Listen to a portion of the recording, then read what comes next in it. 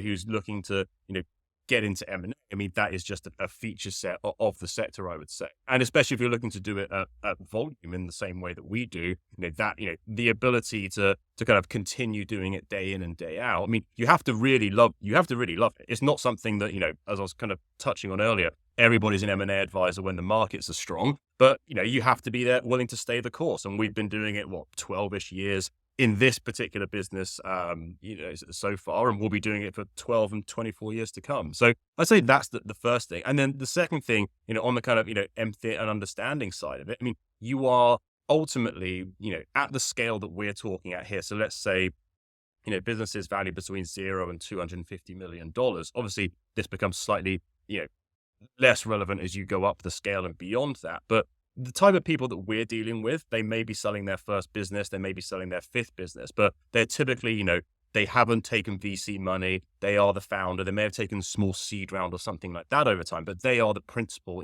of their business. This is a life-changing event for them. You have to understand that, and you have to really be willing to take a step back and put their interest first, give them the best possible advice. And sometimes that advice may be, you shouldn't be selling right now, and here's why, and let's work towards a path in the future. So not just kind of chasing the fees, every single time as you go. And I think that our firms are very good. We've been very good at that because we tend to work with people across multiple deals, through their kind of professional lifespan. So it's about giving good advice so that people will come back and work with you on a variety of things as they go, as opposed to, pressuring people to accept a deal that may not be the best thing for them ultimately, which is why we're very cautious about, a lot of firms that kind of just spring up and, overnight success stories and those type of things. I mean, it's a long game, from that perspective. But I think that half of our job is being extremely analytical and extremely, data-led and shrewd and understanding how to negotiate in the market and who's target. And the other half, quite honestly,